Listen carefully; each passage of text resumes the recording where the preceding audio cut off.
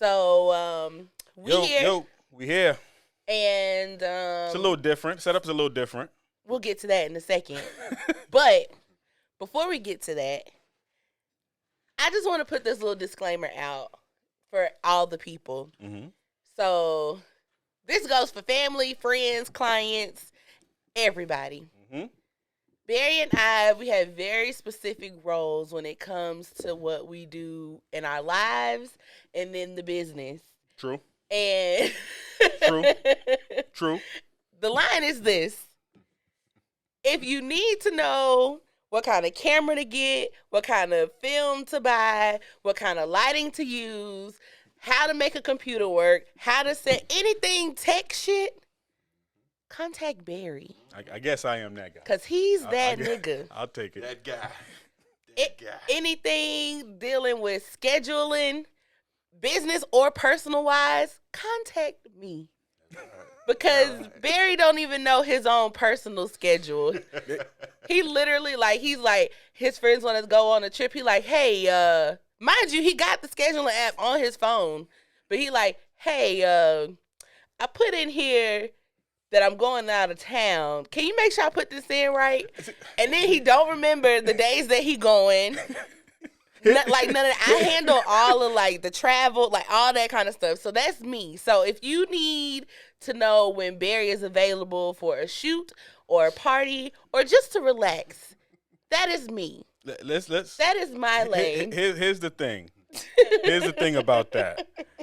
Anybody that runs a business that has a personal assistant, you know what I mean? And I hate that word to a degree because it's let's be honest. I'm like a life manager. Be honest, your personal assistant, you work for them because they know your schedule in your life more than you. More than you do. You know what I'm saying? Absolutely. So when it comes to that, please don't ask me about shoots, things like that. When are we doing this? Because listen, I don't know.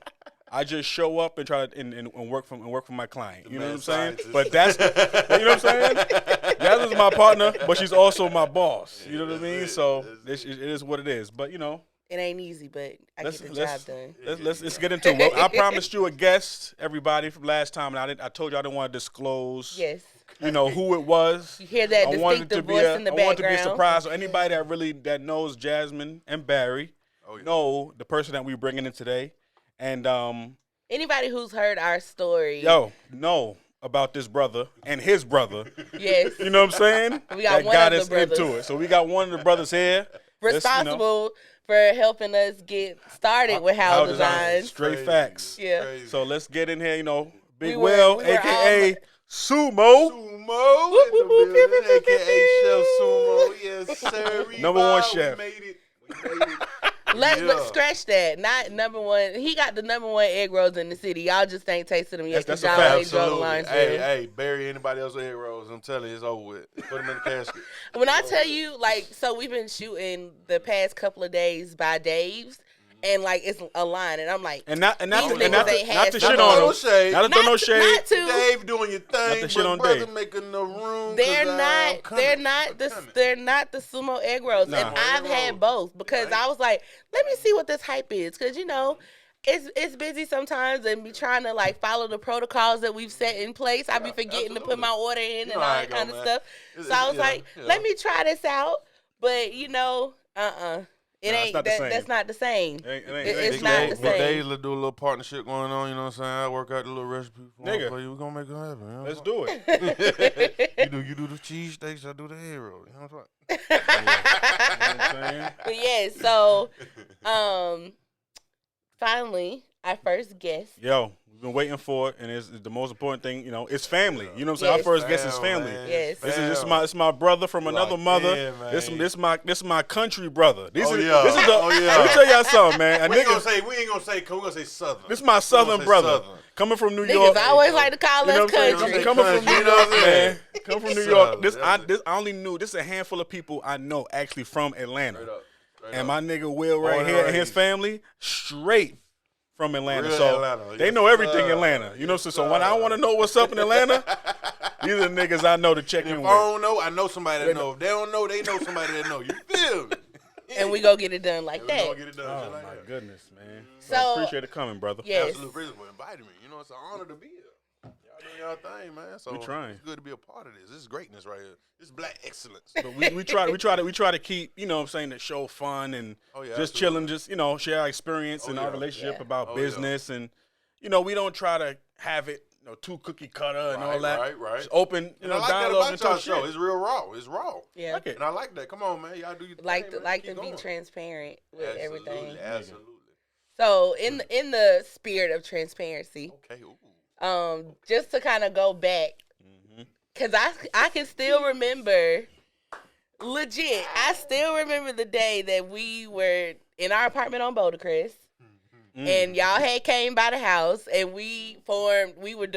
y'all were doing rapping, and we was doing a video, and we had formed Money Bros ENT. Oh, yeah. Shout out to Super, my bro Super. You know I remember us.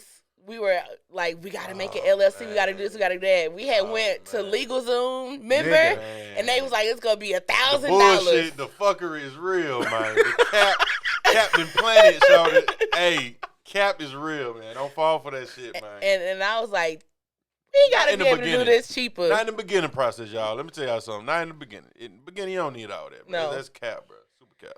Literally, all you can do everything that LegalZoom is gonna do for you, nigga, yourself. For nothing. So I remember us going through that for like a week or two. Like this can't be it. Maybe they gonna have a sale. Listen, right. Just in denial, bro. Selling a business license. Yes. Right. So once we figured out like that we could do it ourselves and all that kind of stuff, I remember we were sitting down in front of the computer in the room. Yep. We did all the paperwork, and then the rest has kind of been history from there. Groundwork, boy. Groundwork was real. Yeah. The foundation. Yeah. You know what I'm saying? Listen, if y'all willing to do a little research, y'all can go back and see a lot of old videos. You know what I'm saying? Videos, y'all niggas appreciate and love our work now. If y'all go back and look where we came from, nigga, you gonna be like, wow, straight mud, nigga. Mud. I ain't know shit about shit. Listen, okay, but we ran through nobody it know nothing about nothing. It was so crazy. We was going so crazy. I was recording videos. Nigga. Remember the time? Yeah. Jasmine taking pictures and everything. I was recording videos and taking pictures. You was a personal assistant everywhere we go. Like, listen, man, we worked it out. Getting the schedules. Nigga, we did. We had shows. You know what I'm saying? Right. I'm going to shows with the bros. Come on. We on stage getting it in, recording. We're the only people there with the actual whole team. With the team. You know niggas like, yo, who them niggas, man? Right. They got a camera crew and shit. They got a group, you know what I'm saying? Machine ready. Entourage. Everything. Come on. Oh, man. So that was like about 2016 until maybe like 2018, 2019. I want to say we had it was literally 2016 to really 2019. No, really 2018. Yeah. I put my last project out in 2019. Okay. Your solo project. Yeah. And I feel like we started, I think, y'all 2015. Y'all was dabbling with the music in 2014. No, we started, like, me and Matt started in 2012. It was 2014. But when we started really, like, being serious about it, 2014. Because I remember I bought my camera in 2014. But our first, you built our first studio. We built the computers and shit. I remember going to go buy those speakers. Yeah, the little light up shit. Hey, man. Hey, I said, I don't give a fuck. We are recording that, man. Well, our shit light up, bro. We got fans and shit on the front of that motherfucker. And do. Man, listen. Come on. MBE. Come on. MBE, do it. The bros for life. Come on. Hey, I never forget that shit. I said, hey, B put us in the dough with that shit. Like, for real. We had no other, there's no other way. It was like we had to figure it out. Yeah. That's what we're going to do. We can't look for nobody else. We just got to do it. We got enough brains here. You know, everybody in different aspects. So let's put it together. Bro, I was just like on that shit. I was on that shit to where like, we all just use our strength. That's it. Listen, I knew some tech shit, so I'm like, whatever I could do and learn to help my niggas out, we all can learn to come up. Like, fuck it. Let's see what happens. That shit crazy, bro. Like, we ran that shit for a minute. Like, strong, bro. Then it was 2014 to 2018. Yeah, 2018. Yeah. Yep. We put a solid 4 years of teamwork, and then at that point, it started getting to the point where me and Matt was like, all right, bro, we see what it's going to take to go to the next level with this shit. We ain't really trying to do all that. That's when the whole, like, you got like the what's the word I'm looking for? The gimmicks and shit, man. Yeah. Extra shit. We real private anyway. So once we hit that part of it, we was like, I think this is the end of the road. With the music shit, but we're gonna use what we got to help our partners that's trying to do it for real. That's a fact. And then, like I said, y'all branched out and did y'all thing. So it was like literally the foundation and the birth Yeah. It's just business minds. Yes. You know what I'm saying? It spread everything none of us out. ain't know about no business shit. Like, we didn't know about no business shit. I look at pictures all the time, and I'm like, because right? I met all of y'all around the same time, so I'm like, absolutely. who would have known That's crazy. when we were working at Walmart? Hey, shout out to Pam, Mama Pam. Hey, your mom cool as hell before I even met you, and it's crazy. I didn't even know. Like, this he shit knew my crazy. mama first. I knew her mama before I met her. This Damn. shit crazy, man. That shit crazy. And it came from all the way from there. All the way from there to us, like, now we for real owning like, businesses some business and all that kind of, like, it's That's crazy. It's crazy how shit works. And it's a testament to say, like, literally, like, starting from the bottom with friends and family and, like, building and seeing each other grow. Even though we split and we do our own separate things, we still keep in touch with each other, give each other business advice, all that kind of stuff. One thing I realized, I was talking to one of my friends recently, and I was telling them, I'm like, I really want to go against the grain with the whole, you can't mix business with family, you can't mix business with friends. That's and I'm not true. With how my circle works, like, it works. And we all respect each other's space, respect each other's privacy, and it's like, it works. And I think the reason why it don't work a lot is people forget. Give space. Like, I can personally know you, and just because we kicked it all the time, don't mean that we about to be kicking it all the time business. And we got to understand and respect each other's business, and that's what it do, and it works for us. You know what I'm saying? We are a living testament of that. Yeah, like all of us, like, you know what I'm saying? And I think it takes good people. Absolutely. Like, you can't.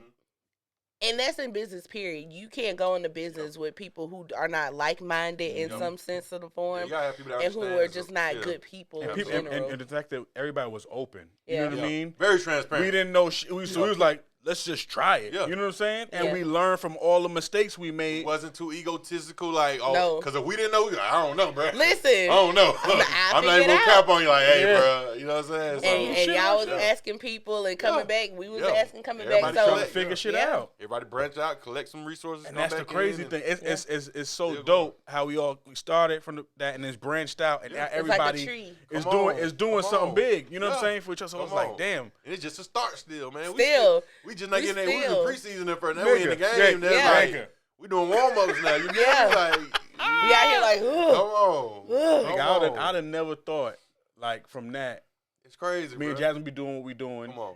Matt is one of the nicest producers to me out here. Talented, you one of the, you know what I'm saying, best chefs in Atlanta. Come on, man. So it's you cooking for me. It's the cooking for me. That was a whole transition there. That was a whole different level, right? I remember. So I knew Will could cook.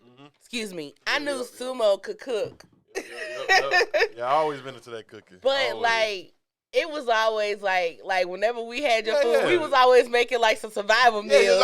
Exactly. It's like we ain't never gonna be hungry. Like, hey, we ain't never gonna be hungry. Like, when we got stuck in the house from the snowstorm. Remember that? And you made us the biscuits, the frozen biscuits. That was the best fucking biscuits I've ever had.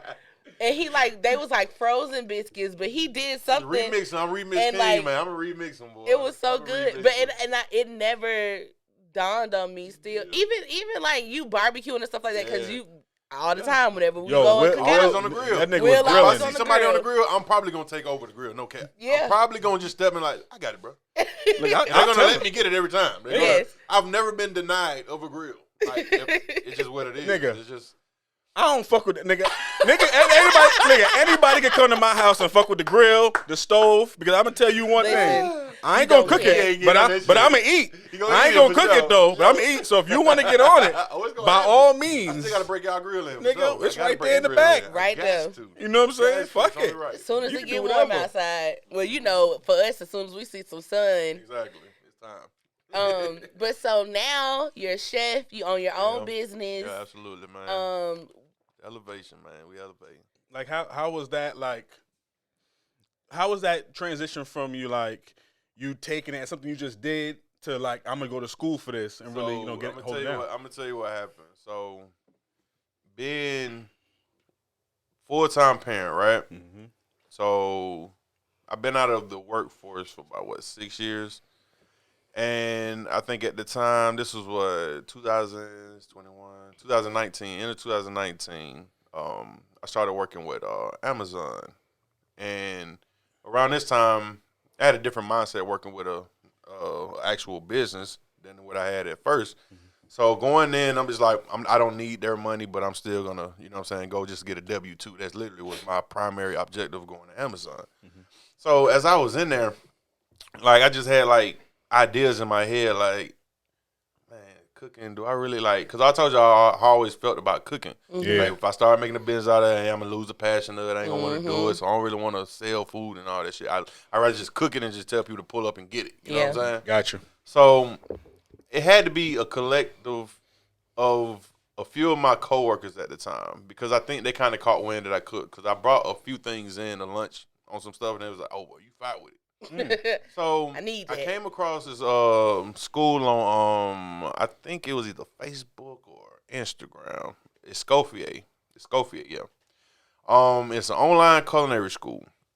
Shout out to them. I'm an alumni now. Shout out. You know what I'm saying? Shout out, nigga. I got the papers. You did. So yeah, I came across them. So I was like, online culinary. How that work? You know what I'm saying? So I ended up reaching out to them, and they gave me the breakdowns. It's like a 1.5 year degree program for culinary operations. And they pretty much just teach you the basic, your knife skills, your presentation, give you a little education on food, where it come from, why is it so big as it is now, as far as the different recipes that comes up, and just the culture of it, man. And doing that, it was very simple because I was still able to be at home with the kids and handle my biz. And once I started doing the school, then I was like, all right, well, I'm in school with it now, so I might as well do something with it. You know what I'm saying? And at that point, me and one of my exes, we went to Big Dave's, and wait, we back to Big Dave's? This is where it started. Oh, no shit, nigga. I We did not know this story. Y'all didn't even know this story. Exclusive. Exclusive. Exclusive. Exclusive. Me and my ex was at Big Dave's for the first time. I always heard Big Dave cheesesteak. I love cheesesteaks. I'm a big fan of cheesesteaks. So we went down there to the Atlanta location, and put the order in. I ordered the Big Dave style Philly, the full loaded motherfucker on the menu, and Philly egg roll and a salmon egg roll. All right, I'm ready to feast. I'm like, I love egg rolls and I love Phillies. So I'm like, bruh, that shit gold mine, right? Man, we ordered that shit. We waited for about an hour. Yep. Waited for an hour. And I'm looking at her. That make it worse. And I'm like, damn. I don't know, did they forget about us or something? Like, because I'm sitting, at this point, you know how when you really waiting, You dined in? Yeah, exactly. We got it in. So now I'm like looking at people that was behind me, getting orders before me. And I'm looking at them, and I'm starting to look at people longer than, you know, I'm like, man, that food look real good. You know what I'm saying? Like, why we ain't got ours yet? So I walk up to the counter, and I go, hey, man, did y'all call my order already? And they go, oh, they didn't put it in. So I'm like, what? Bruh. After an hour? Listen. They skipped that order. We done marked up about $35, $40 almost on the ticket, right? So I'm like, okay, so what's up? You know what I'm saying? Like, I'm looking at all these sandwiches they got in the back right there. I'm like, so I guess one of them mine. You know what I'm saying? So Like, you gonna just put this order together? You going to just slide it. I don't even get down what is on there at this point. Like how they ain't put it in and you don't run me up? No, we got it in now. So I walk off, and then my brain started going like, bruh, they didn't tell you when it was going to be ready, right? So I walked back up there real quick. I was like, hey, how long? It was like 25 minutes. I said, oh, hell no, bruh. At that moment, I was like, you're going to send my money back, bruh. And that was a wrap. So that gave me the idea of the Philly cheesesteak egg roll right there, right? So I went home, and I said, I really want that egg roll, but I'm not doing that again. Like literally, my business was out the door. Right at that moment, it pissed me off. It was like, bro, and I live in Gwinnett, bro. I drove 35 minutes to come get this food. I waited for an hour. Waited for an hour. Nothing. You know what I'm saying? So I started getting the ribeye steak. I filleted up myself, chop it up and all that stuff. And I started playing with it. And even still, I still wasn't thinking about like selling food or getting into the catering, nothing like that. It was just like, I just want to taste this egg roll. You know what I'm saying? It's in my brain. Man, I did that shit, man. I was just like, oh, this shit fire. And it was like one of the best, easiest things that I've ever came up with like that. So after that, I'm still doing the school thing. And then the idea of catering was born first. I was like, I'm going to try to cater. My uncle, shout out to my uncle. So he hired me to do his event. My Uncle Tim, he hired me to do his first event. He had a little family get together with his friends and stuff. So he hired me to cook at it. And after I did that, I got a good little taste of the catering world. And I had a few other gigs after that. And it was just like, nah, it's too much. It's only me. And I'm big on, like, I ain't gonna call myself a perfectionist, but like when people say they put love in their food, that's me all day long. You can taste the love. You can taste the love in the food. That's like true. I can give you the recipe I'm using, and your shit ain't gonna be as good as mine. That's just what it is. I mean, I'm a little cocky, so what? But it's good. The shit good though. It's good. I ain't gonna lie to you. Fuck that. So dealing with like the catering thing, I learned I gotta have a team. You know what I'm saying? Like I can't just be out here doing myself feeding 30 plus people. You know what I'm saying? I'm gonna wear myself out. And luckily, it was my family that I did the first one with, and then the other two was friends. You know what I'm saying? So I was able to kind of like work around the errors. You know what I'm saying? Gotcha. But after that, I was like, nah, it's a wrap. So I went to the next level. I was like, you know what? I'm gonna start doing the meal preps and the what was that? Private dinners. I was like, okay, I'll do the small little gatherings or whatever. And then I started getting to the whole people like. Everybody's dietary restrictions.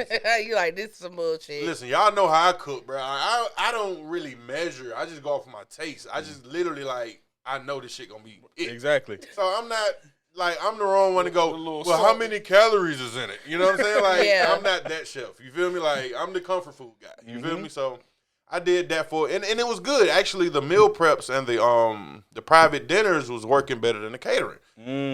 But it started getting too tedious. You know what I'm saying? Like I said, when it came down to the meal preppers especially, you know what I'm saying? People were real strict on their eating restrictions. And I was just like, I can't, I'm going to probably not want to cook doing this a little bit longer. Yeah. And then came up with the idea of like, mind you, I was still doing the egg rolls in the background. Yep. And at this time, like, I'm telling y'all now, I don't put time into this egg rolls. Like, Perfection. I don't put, like, literally, for real. So during all of that, I'm still like playing with these egg rolls because I love them. But buying them ribeye steaks and chicken breasts and cutting them all, it's too much labor. So I was like, how can I make this to where I can be comfortable doing it and at the same time, it still be good? You know what I'm saying? Came up on the farmer's market and the rest was history. You know what I'm saying? I ain't going to tell y'all too much of the shit, but just know the time was put in and it's well deserved. Yes. You know what I'm saying? So when I had my first few people to try the egg roll, man, it just went from there. You know what I'm saying? People loved it. I loved it because they love it because I'm the type of person, if I cook it, if you love my food, I feel real good. You know what I'm saying? Like, that drives me. If you like my cooking, oh, man, that's like the best thing to me. You know what I'm saying? So when people start catching on to that, all the other shit, all the other food I know, I never would have thought out of all the food I know how to cook, this was gonna be a the damn egg roll. An egg roll would be the thing that really take off. It's the That's sauce. Crazy. It's the sauce for me. It's the sauce That for me. sumo sauce. Listen. That sauce is good. Nigga. Listen. But the idea that egg, when you first told me about you was doing egg rolls, Yeah, that shit tripped. I was like, egg rolls. But then I thought about it, I'm like, but it's sumo. So we playing on the Asian, like, yo, sumo, egg rolls, like Chinese. So I'm like, my nigga, it's a sumo rolls, nigga. This is a whole thing, a whole gimmick. People already think I got that Samoan in me, so yeah. it just all made sense. And I was going by sumo when I was rapping, so I was like, you know what? Sumo rolls. The spinoff is like, it's perfect. You know what I'm saying? Yeah. Shit, Felt right. nigga. You know what I'm saying? It's like the perfect storm. That shit happened. I was like, nigga, yeah. I'm going crazy with sumo. Like, me and Jack was sitting there, I'm like, nigga. It really hit him on the head with the rolling with sumo. Yeah. Rolling with sumo. I'm gonna let y'all think on that wordplay. That was a rapping sumo come out there. Rolling with sumo. You know, that shit like ingenious in my head. And so we went. Well, when we went, I think we just went to go, but obviously we not just gonna come to your house and not have any. Yeah, you know how. Yeah. So the first time we went, we took I think we took City and Kyra with us. Remember the very first time we got the egg rolls? No, we had No, that that before was that. I don't know. That might have I been think because that at was that the time I first was still chopping up the actual You was steak. chopping them up. Yeah. Y'all had like the raw. We had the original. So the originals. Yeah. the recipe has definitely gotten better every time. Man, every time. And every it's time. bad. Like I'll be like, dang, it'd be real That good to addictive. have some That egg addictive. rolls right now. That addictive. And then it's like, fuck. You gotta follow the system. Gotta follow the Because it's so important because like I talked about on the show, like having boundaries is very important. Absolutely. And I like me knowing how kind of like the first half of the year has been for me, like with building the boundaries and having people like respect them, like how important that's been for like my mental space and stuff. Like that's why I won't be like, so, because you quick. Can I slide in on Saturday? I understand. You want to pick. You want to pull a friend card. This is my nigga. Yo, my nigga. No, I don't. Every single time I'm like, I'm not gonna do that because I'm gonna respect his time. Exactly. And what he doing for himself. And it comes back to what we were just saying. We all have that about each other. We respect each other's business. You know what I'm saying? No matter how long we've been knowing each other, we never really pull that on some like.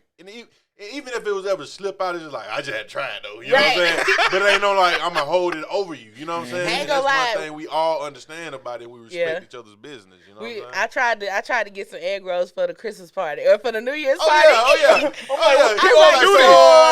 I know you said the kitchen not open yet. But can we get I'll pay you. Right. It's only right to try it. You know what I'm saying? You got to try it. But like I said, it's never like taken too far. You know what I'm saying? It's always a respect boundary. You know what I'm saying? Yeah. It's just one of them things. And everybody, I didn't have friends that I had to cut off because they feel some kind of way about, well, I thought it was better than that. And it'd be like females. You know what I'm saying? Well, I think that's a little different. You know what I'm saying? That's a little different. But still, I'm like, bitch. Let's be honest. You know what I'm saying? They want the sumo roll. They want the sumo roll. You know what I'm saying? The sumo roll. That's what's going on. But even still, it's like, bro, like you still gotta respect my business. You know what I'm saying? My business and my personal is two different things. They trying to do both. You know what I'm saying? You gotta do both like that. You gotta respect it. You know so how? So we obviously we're together. We work together. How has that worked with you? Because I know before you've kind of been not in business, but worked with a significant other or whatever like that. So how have you found that it works best to either work together or work with or keep it separate? Like, how did you? Oh, okay. So I can relate my past relationship to that. Yeah. Like, all right. So she had her own business and stuff going. I had my own situation going. One thing, and it's funny because we actually got into a debacle about me supporting what she had going on. And vice versa, but in her situation, it was like, I think I said something one time, and it was like, "This is my business now." You know what I'm saying? And when she said that, I was like, "Oh, my bad." You know what I'm saying? And ever since then, I'm like, I'm out of it. You feel me? And then she'll come from time to time and go, "But I really want to hear your input." I'm like, "Nope, I'm good," because I know it's still sensitive to you. Yeah, your foundation is still soft right now. You know what I'm saying? So I'm gonna respect. I don't want to put my footprint in your concrete right now. You feel what I'm saying? Because I know how it is. So when that started to become understood and respected, it really wasn't no issue. Right. But I think it takes for both people to really understand, like, am I ready to let somebody help me with my shit? Yeah. Or, you know what I'm saying, like, it just comes down to where you at in your business. You know what I'm saying? Because if you really got an idea of who you are and what you want to be in your business, then you can take input. And you're not going to get so defensive if somebody disagree or agree. So it just really depends on the person. But with our situation, like I said, after that, it was just like, don't worry about it. I ain't coming knocking on that door no more. You know what I'm saying? Yeah. And it even got to the point where it's like, come on, I ain't gonna be mad at him. I was like, no, because it don't take one time for me. Y'all know how I am. Like, it don't take but one time. If you get two, I really fuck with you. You know what I'm saying? Well, one time is it. I'm one and done. You feel me? So that's one thing I learned that worked for me personally, because like my mind frame, if I'm helping somebody, I'm really helping somebody. Like I'm all in. It's no, I'm helping you a little bit. And it's like I only know either 100% or 0. You know Exactly. So I know my boundaries for myself to go, well, if I can't be 100%, I'm just gonna stay away from that. Yeah. You know so it just comes being honest with yourself at the same time. For sure. Speaking on like how that balance, because I know a lot of parents out there, they maybe work full time, or they run a business and having kids, and being a full time dad, father of 3, I give you a lot of a super respect. You know what I'm saying? Being a single father, holding it down, doing what you got to do. Absolutely. You know what I'm saying? So, and there's a lot of fathers out there that don't do that, but you pounding the pavement, raising your kids. How do you maintain that full time entrepreneurship and still juggle, you know what I mean, your children, three personalities and dealing with your home, and a relationship, trying to maybe film over a relationship with a young lady, you know what I mean? I think my main thing is keeping it real with yourself. You know what I'm saying? Like, I have to really, like, a lot of times I just self-reflect. You know what I'm saying? I have a lot of time that I give to myself to where I'm just literally just sitting in my room and just like, what the fuck is going on? You know what I'm saying? Like, what do I really want? You know what I'm saying? Like, what's really going on? Is home really taken care of? You know what I'm saying? Even if the bills are paid, but is it really taken care of? And I break that aspect down as, how do my kids feel? You know what I'm saying? Am I spending enough time with them? Are they straight mentally? And that helped me keep balance, because even when I think, I bathe, I mean, not bathe them, but I make sure they clean, I make sure they clothed, I make sure they fed. Like, that's the bare minimum, right? That's what we supposed to do as parents. But it comes down to that extra effort that we slip up on a lot of times because we are busy. We working. So it's like, as long as they good, we good. Mm-hmm. So for me personally, what keep me grounded is talking to my kids and figuring out what's on their minds. And then I base that. And if I can really have a discussion with them and they really good, then I can go ahead, instead of being over here worrying about are they good, now I know they good and I can put full energy into this. When I get energy over here and I'm like, okay, this is good, let me go back and check over here. So I literally keep that balance. So when I'm over here, I'm not thinking about over there. When I'm over here, I'm not thinking about over there. You know what I'm saying? The issues I used to have before I started thinking that way was, well, if I'm over there and I'm thinking about what they doing, I'm not able to really put full effort into this. And now I'm stuck. You know what I'm saying? I'm stuck right in the middle every time. I'm going over here and this part popping up, over here this part popping up. You know what I'm saying? So when I started getting that part down, it started working a little better for me. And then even having people, allowing other people to come in, like, as far as relationships and stuff like that, which is still the hard part to balance to me, because I give so much to my personal self in the sense of my personal peace. You know what I'm saying? Just peace. I just got to be happy with myself, and then making sure my kids are happy. So adding a third aspect of that is that's really the hardest part of it. But one thing I'm learning is making it a little easier for me to open up my mind a little more is learning who I really am. You know what I'm saying? Because even after having kids, you kind of put learning yourself to the side because you got to make sure your kids straight. Exactly. So literally, it's just being an open mind and being open to yourself to go, I don't have this shit all figured out. You know what I'm saying? I'm changing every day. And it took one of my friends of mine to actually break that down to me, because we had a debate and it was like a thing of I'm like, shit, if you don't know enough about yourself, you shouldn't be dating. You know what I'm saying? That was my input on it, right? And then she go, well, how can you know enough about yourself if we change every day? And I was like, whoa, okay. And I debated with her. Y'all know how I am with debates. Right? Yes. I'm all in on the debate. I'm on your ass. Do we know? know? So when we know. You just Skip Bayless in this motherfucking nigga. You know what I'm saying? I'm gonna make it make sense. Yeah, right? You that Skip Bayless shit, nigga. I can talk. I'm gonna tell you, for anybody that don't know me, that maybe get to know me later. You gonna learn today with me. Please have your facts straight. I am so stubborn. Listen, I am so stubborn. I would debate with you with an ideal that I have, and that ideal might even not be all accurate, but to my understanding, it's 100% accurate.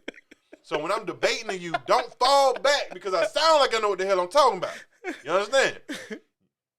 Just know if you say some shit and it makes sense, I'm open to it. But a lot of people get intimidated by like, oh no, that shit sound right. Don't back down. Don't back down. Show him the receipt. Show me the receipt. Come on, tell him. Show him the receipt. Jasmine knows. Anybody that know me can account for that. I am not closed minded to shit that makes sense. Like, and it's just by receipts, I mean like you gotta Google this shit. Oh, you gonna have to show me some facts. I'm not going for no, I think or I heard. I'm not going for that shit. I'm not going for that. Give me a motherfucking brainiac. I don't give a damn. Show me what doctor told you was a brainiac. You know what I'm saying? What tags did you complete to get to that point? Like, it's been so many times where we have just been going back about stupid shit. Everything. It'd be like, I mean, this color is magenta. No, for real. This is a real debate, y'all. This is a real debate we got into. Seriously. It was about, and then it got even part, you colorblind, nigga. Yeah.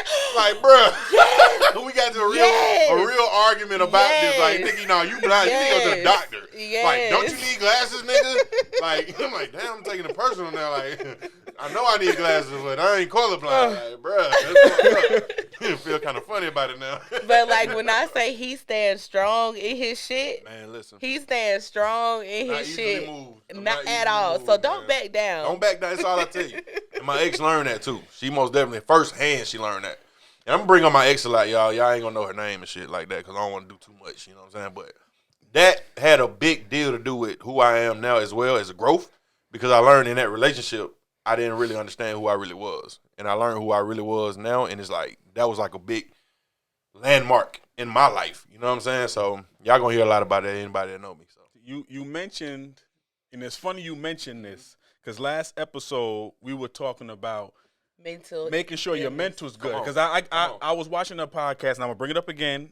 Everybody should. I'm gonna plug it. No free promo. It's a great joint. You know what I'm saying? On our last episode, we talked about me and my mental health. Respectfully, I watched a podcast called I Am Athlete. It's with Brandon Love Marshall. Aperture podcast. You know what I'm saying? And football players, and they were discussing. You know what I'm saying? Your mental, making sure niggas' mental was good. You know what I'm saying? Love Aperture podcast. Gotta put a watermark on it. Right. Boom.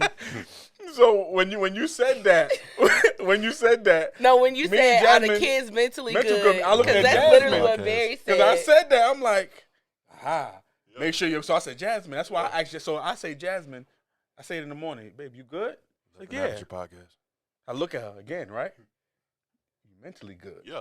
So that forces you to think again. Everybody asks you, are you good? You like, yeah. That's our first reaction. When somebody added a little bonus, are you mentally good? Now you stuck because we actually waiting to hear that. You know that, right? Yeah. We're actually subconsciously we waiting to hear it because like that surface of it. It's like you at work, right? And your boss goes, everything good? Yep. You know damn well everything ain't good. But you're really waiting for him to say the extra question. How you really feeling? How do you feel about your team? How do you feel about we're waiting to hear that. And it's like that's like our surface like answer. Yeah, I'm good. Because nobody wants to come off as a complainer. You know what I'm saying? Nobody wants to come off as just a nagger or anything like that. So it's like we're waiting to hear that. So it's very important to make sure. It's very important. So, and I feel like you can relate being the oldest son. Like, when you're the oldest. Well, technically, the oldest my son, older brother, Dante, that I didn't grow up with. So, I guess how Well, yeah, the oldest in the 4-hunter household. Yes. There you go. So, being the oldest, I think, kind of puts a different kind of pressure on you. Absolutely. To always be on, to always be good, to always be strong. Absolutely. You're also a man, so in that aspect, also, like, because I know for me, like, I'm a woman, so I can break down and cry if I want to, whatever. Right. But, like, for you, how...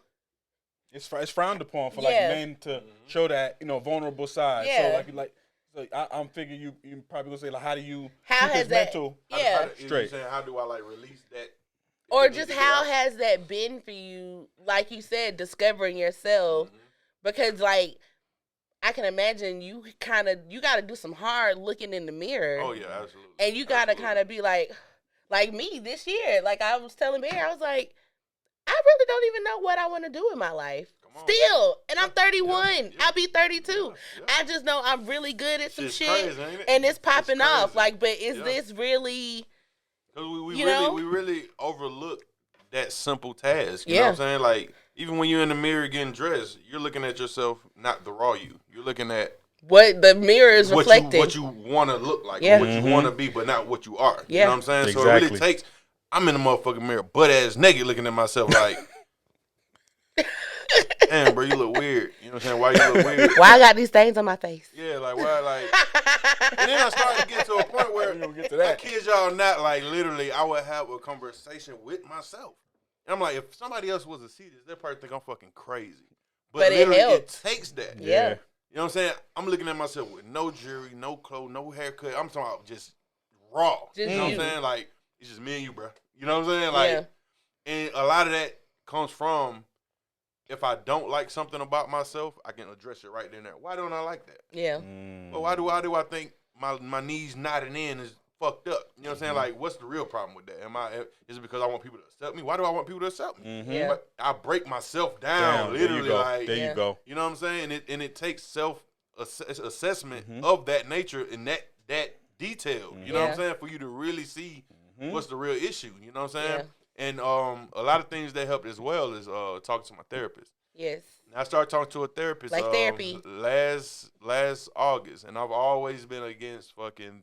Yes. I ain't with none of that shit. I'm telling you, I'm a hard cookie to break. I know. When it comes down to on some, man, I talk to God. The hell are you talking about? I talk to a human about some shit that they don't even know. That was me. Yeah. It took me to hit a brick wall in my life last year, and it had me so stuck to where I said, I don't know what to do. And I'm always in control of what I do. Yeah. So being a person that's always in control, which is a sort of a flaw. Scariest thing to but feel. At the same time, it's like when you're out of control, when you're so used to being in control and that's your thing, when you're out of control, it's like so detrimental. You know what I'm saying? So scary. It's like, whoa, wait, what's going on? What's going on? So scary. So literally talking with God, talking with parents, it's like, and it was still having me, I was still stuck. Mentally, emotionally, just stuck. And I talked to my best friend Jazz. I have two best friends, Jazz. That's crazy, ain't it? Yeah. Hey, let me tell y'all something about Jasmines. They're fucking great dope. ass people. I kid y'all not. Even new Jasmines that I meet are just dope people. I don't know why. Until I meet an asshole to the point of like she's just a pure asshole, because Jasmines are assholes now. But rightfully in a loving manner. aspect, I have not met a Jasmine that's not solid. You feel me? Yeah. So that was just a name drop. There you go. But Jasmine, so I was talking to her one day. I was like, look, I just don't know what to do. You know what I'm saying? So she was like, well, I've been talking to a therapist, and I can link you in. All right, bet. Hey, Jazz. Shout out to Jazz. So for real. So I ended up getting a consultation or whatever, and from the time I initially talked to her, it was just like, whoa, okay, this might be a little interesting. So I set my first appointment, and since my first hour session, my brain just like opened up so much, and it wasn't even about because she wasn't saying much. She would literally sit there and listen, and she would say one thing. She would either say one word or she'll say one sentence. You know what I'm saying? And then they'll just be like, whoa, message. You know what I'm saying? Like, and I was just like, damn, how this shit work? Y'all excuse my phone. I forgot. I don't have etiquette. It's okay. It's all good. You probably can't hear that. Hey, he's silent on that for me. my man, yeah, so, damn. So what was it? So, yeah. So, after that first session, I really learned, like, I got a lot of shit I'm battling with myself. Yeah. You know what I'm saying?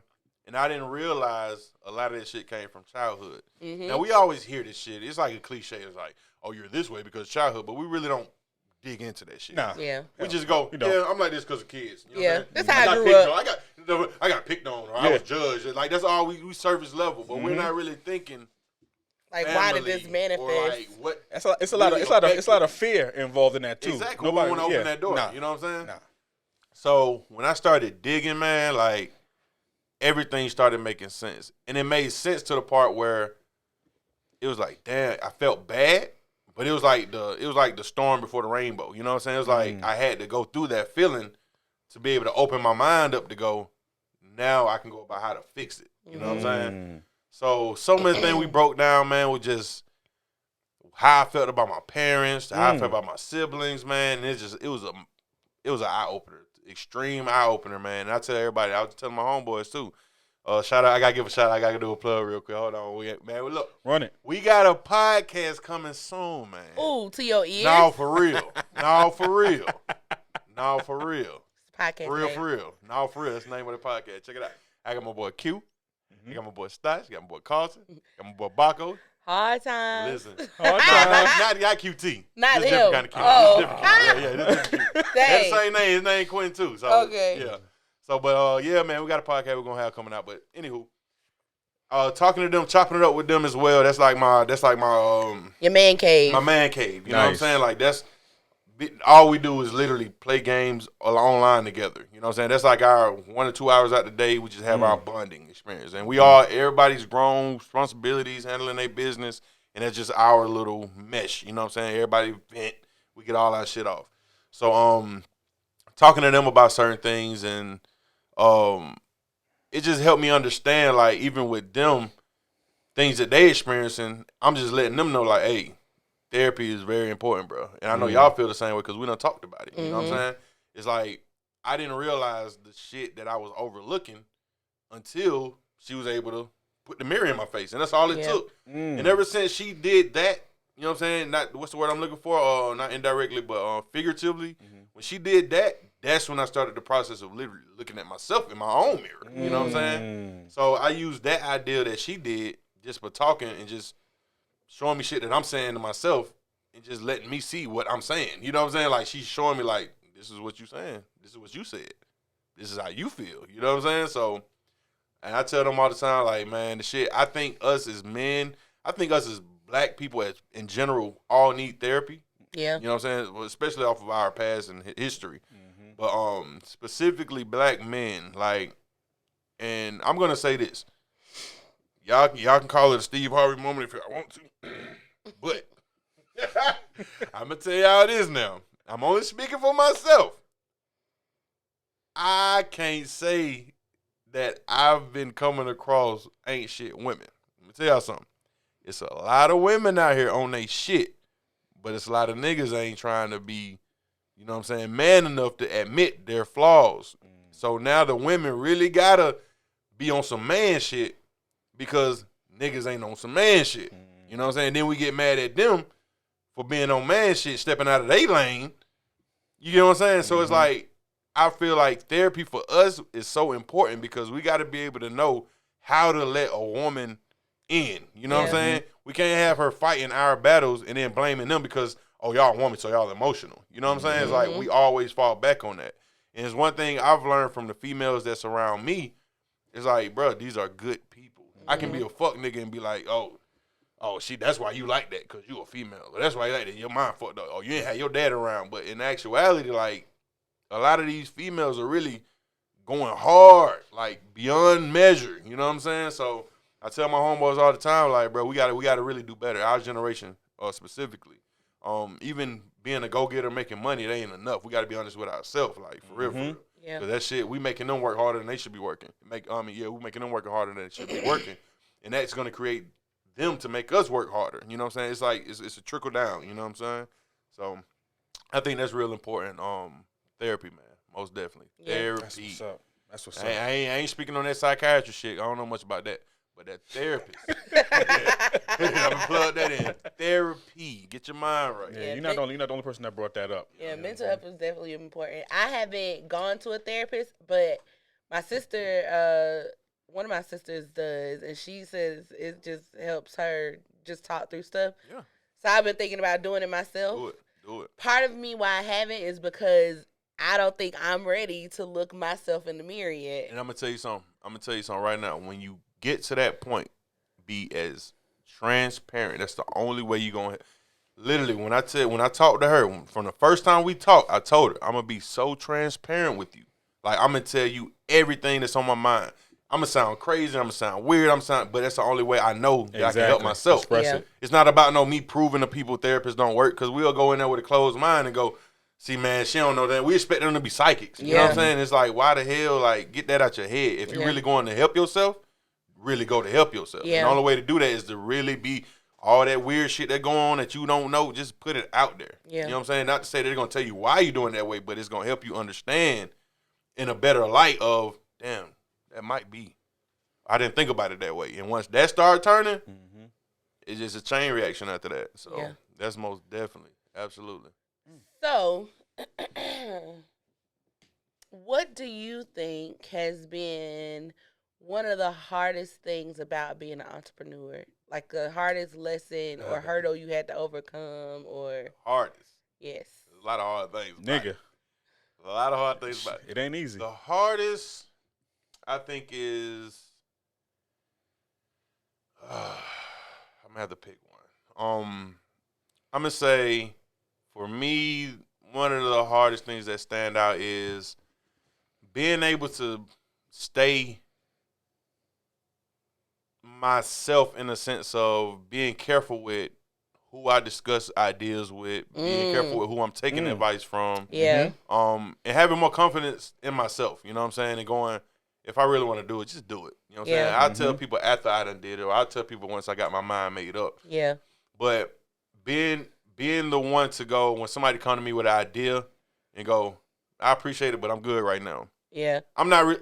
I try not to be an asshole. I can't be an asshole. I'm just say that. But for me to have to kind of like shoot down somebody's idea and knowing they just trying to help, that's probably one of the hardest things. But then I have to explain to them, no disrespect, I just got to protect my own mind. Because you got to think, if you don't have a business and you throwing out all this shit that sound good, you're stopping my process. I'm in it. You're not in it.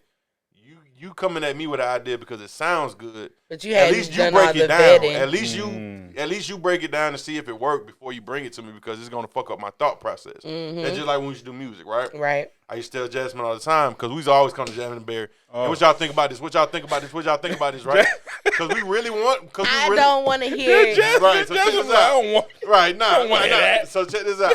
Because in our head we like, okay, it's a team, so we want everybody to be on the same page. Yeah. Everybody's not going to ever be on the same with like page. ideas. Yeah, with ideas and shit. So it's like we want them to like it because if they like it, we're going to really like it more. We're going to want to push it, right? Disclaimer, I was always the one who didn't like it. Barry was like, yeah, that's some good shit. Yeah. But I always was just like, no, safety. It sounds crazy. Or, no, I don't get it. What about the people? Jasmine got some nigga ear, like, you know what I'm saying? Her ear to certain things. No. Her ear's not open to other things. But the crazy part about it is a necessary balance because being that Barry was the way he was and Jasmine was the way she was, Jasmine was the one that kind of kept us on the toes on what are we doing? You know what I'm saying? What are we talking about? That's true.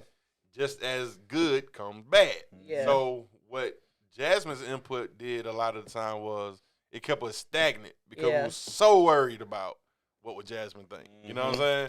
And I hate that. I really hate that. The worst thing you can do to somebody that's in the lane of creating their own is stagnate them. Is stagnate and by giving too much criticism. Yeah. You know what I'm saying? And we didn't know no better. You know what I'm saying? There's no harm, no foul. But we didn't know any better. And we learned that now. And that's why I'm able to go, now I see what I got to do. Especially when it's cooking shit. You got to, let me tell y'all something. How many people come to me with new recipe ideas? And you're like, oh, Eggrolls, you should do this, you should do that. And now I'm able to. I do it. Listen, I'm guilty of that shit. Listen, and now I'm able to actually process it without being defensive, without feeling any kind of way. And it took me to get to a point of I'm on my own time. You know what I'm saying? I'm not looking for anybody to guide me through. Like, and it comes with you having that much faith in what you do. You know what I'm saying? When you have that much faith, you already on the path. You don't know that. I mean, you already on the path, and you don't need any of that extra shit. Yeah. Now, for the ones, I do have a system that I go by. I take different advice from people that's actually in the business field or in the cooking field. Like, I have it on a priority scale. You know what I'm saying?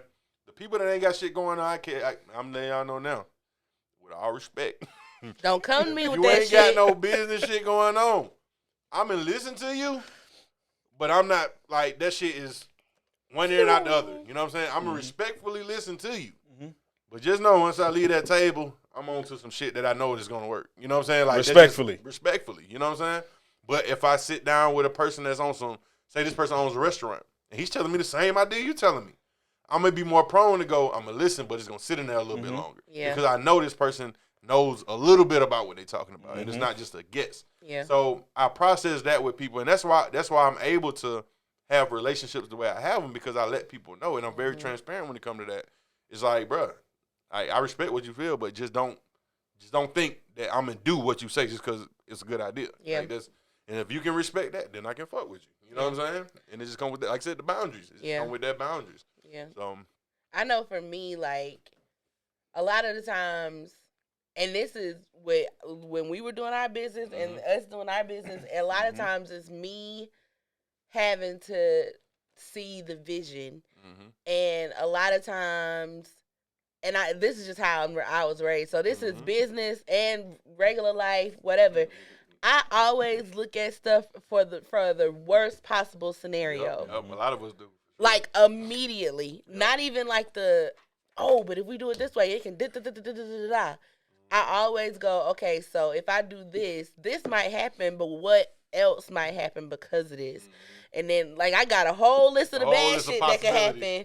And then, but that's kind of, like how I was raised. Like my dad was like that. Always be prepared. Always be prepared for the worst, which it's a gift and a curse, right? Curse, absolutely. Because because I'm always ready for the ball to drop, I can think and move like you're prepared for survival. Yeah, what you're doing. But that's a fact. Jasmine is definitely the worst part in that is that, like you said, you hold yourself stagnant. So even with like with the shirts, like we're gonna start selling HDS merch. Salute. But when Barry brought this idea to me, like a year at the end of almost a year ago, I was like, yeah, no, ain't nobody gonna wear our HDS logo. That's typical Jazz. That's typical Jazz. But it didn't register. Yeah. It didn't register, and because to me, our old logo looked like really corporate. So I'm like, this doesn't look like a vibe like the young kids like and all that kind of stuff. But now we updated the logo. We literally just wear this when we go on shoots and stuff. And like this past weekend, we've had 3 people be like, "Oh, where's that? What logo is this? What's this?" Like asking, "Are y'all selling this? Times. Whatever." Right. So obviously now we know just do it. Just do it. But also I have a very bad like mom syndrome. Mama Jazz. I'm like, hey, Jazz always been Mama Jazz, y'all. I'm mom all day. Listen, Mama Jazz. No, for real though. For real. I remember. Do you remember? When we went on the first cruise, we went to the Bahamas, and we literally got in an argument because y'all would not give me our passports. Listen, do you remember that? I left everybody. But I was so fucking pissed. I handled the passport. Jasmine gave it to me because you can't give just stuff to Jasmine because she'll misplace them. But she wants to be in charge of the shit. They wanted to keep theirs, and I was like, no, give them here. So me and Matt didn't have passports. We used our. That was your birth certificates. That's right. And I was like, y'all gonna lose it. I hold on to people's shit. You know what I'm saying? Because I want to make sure. Can't tell Mama no. Can't tell Mama no. She wasn't with that. And Matt was like, you ain't our mama. And I was like, I'm a pause. When I tell you, I was so fucking pissed. I left all they ass in the hallway. Got lost trying to leave off the boat. Exactly. I was like, fuck these niggas. I hope they can't find me. Exactly. That's true. Yeah, Lucia, she ain't getting back on the boat. Yeah, right. I hope they lose it. Once again, she waiting for some motherfucker to lose it. Y'all gonna need me. Y'all gonna need me, niggas. Watch when they stop y'all niggas together. I can't wait to stop. We're looking like, I know they about to stop.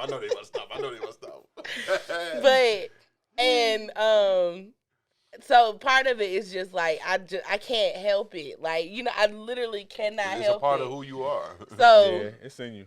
For you to help it will be a sacrifice. Yeah, but I've learned to. Barry says I've gotten good at self-editing. So now, even if I'm like, I'm like, okay. Think about it first. Right. You know what I'm saying? Let's adjust some wording before you just start saying shit. Because exactly. Jasmine, she'll just say some shit. Oh, yeah, absolutely.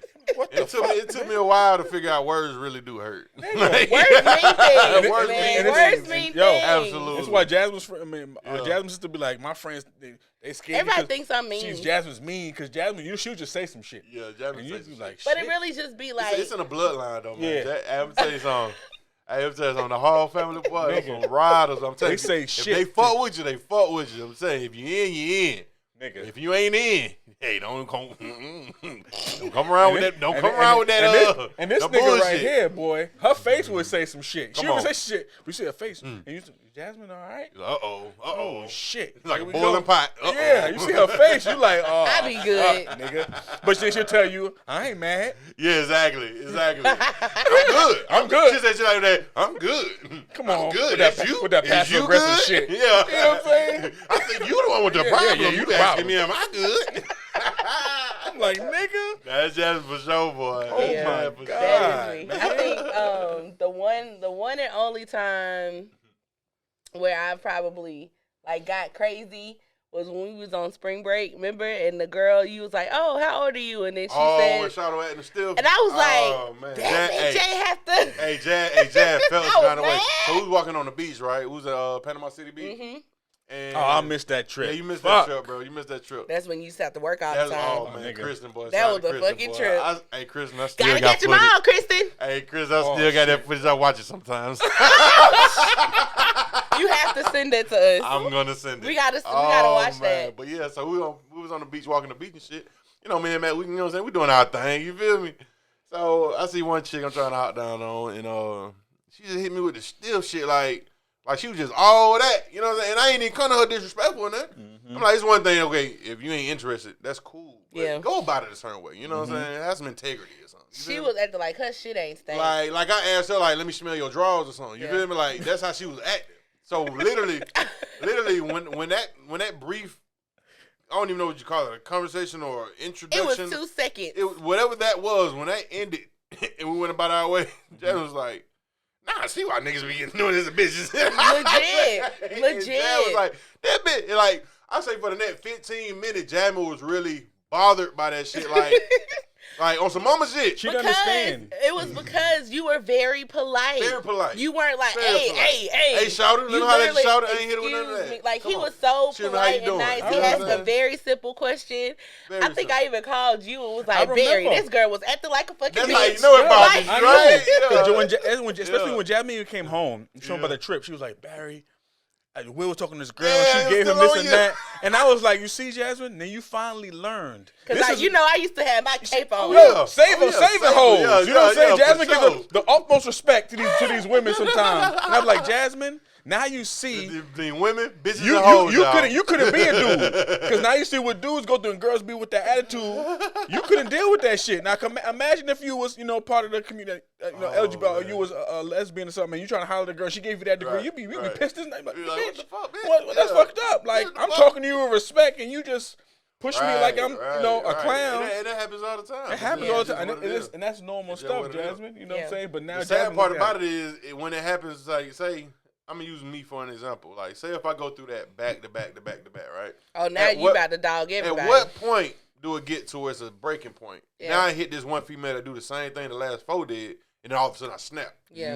I'm only human. You know what I'm saying? It's like, and people go, oh, that's fucked up. So imagine that on a scale of, you know what I'm saying? Yeah. It could, like, be when niggas hit that, because you got some niggas that's niggas. You know what I'm saying? It's not men, but you got some niggas. And they just do that, that's their game. You know what I'm saying? That's just what it is. But then you got some that is just on some, I'm fed up with this shit. Yeah. And you just got it. You know what I'm saying? And it's just like, it don't take.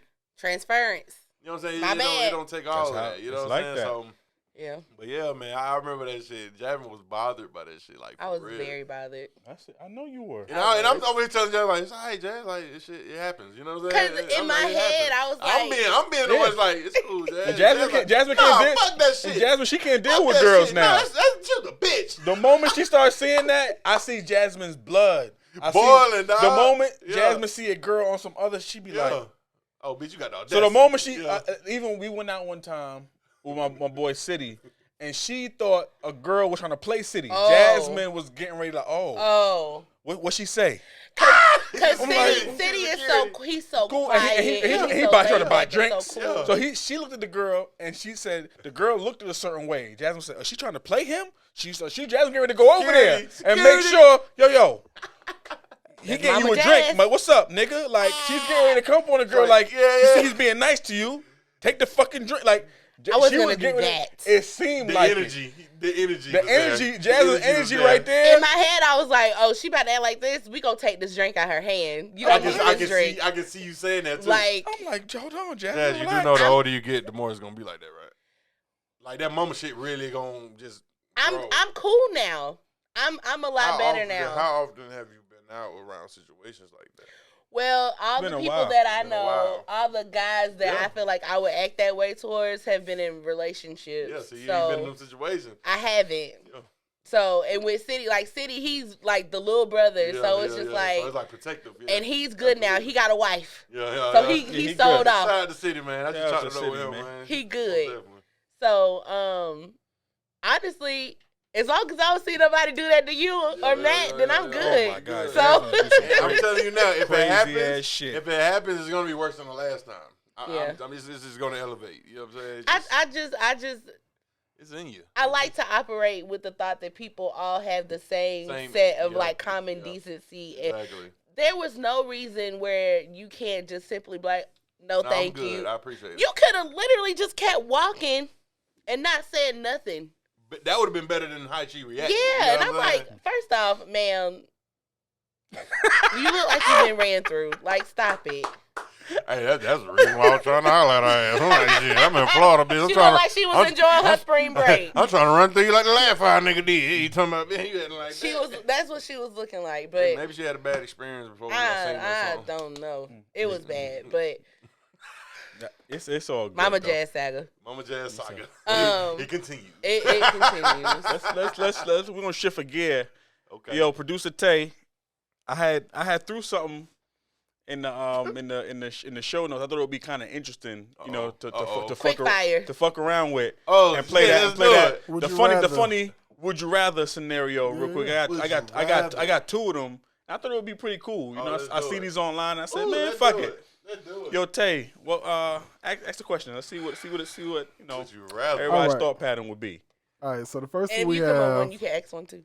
Okay. The first one we got is flip a coin for $1 million or a guaranteed $100K. Just one time, 100K? Yeah, just one time. But if you flip the coin, you get. But it's 50-50. You either get the million or you don't. Or you don't. Or you just give you 100,000. Or take the guarantee. $1 million or 100,000. No, it's either $1 million or nothing, or 100,000 guaranteed. Think about it, brother. I'm gonna tell you something right now. You a gambler? I'm flipping that coin, man.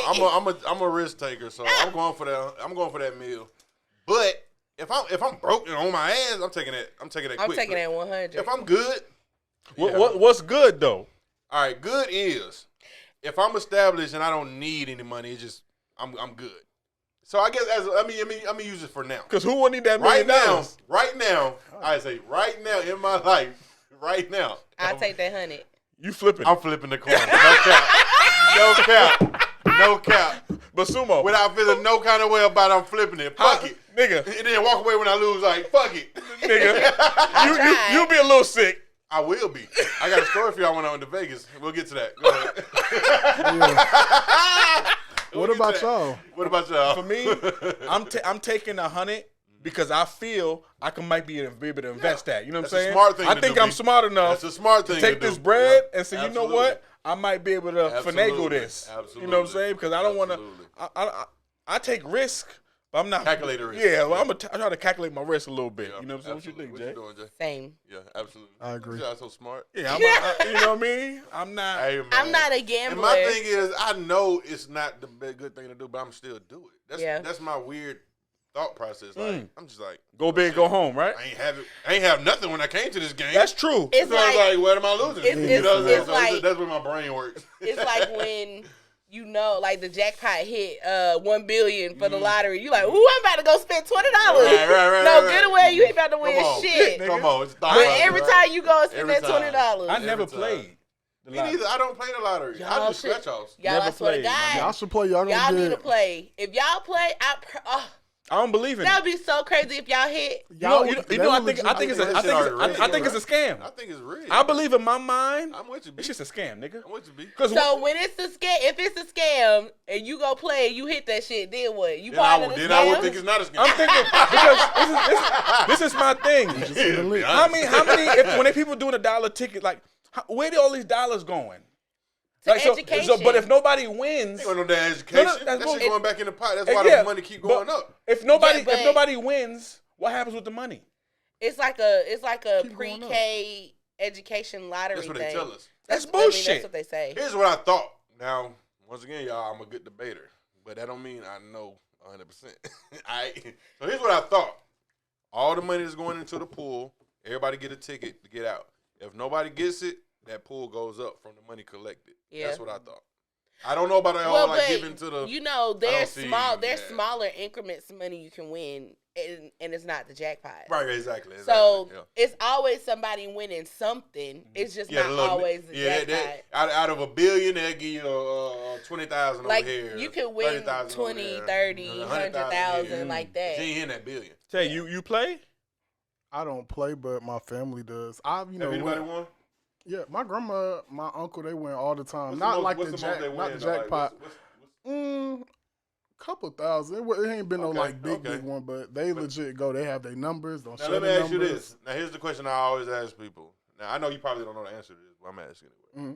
Now for them to win that couple thousand, how much are they really spending to get that? And I always say that because I always thought it was crazy. I'm like, okay, y'all play this every day, like $5-10, because they do midday and they've been doing it for years. I'm assuming. Exactly. So how much money they had to put in to get that? See what I'm saying? That's a lot.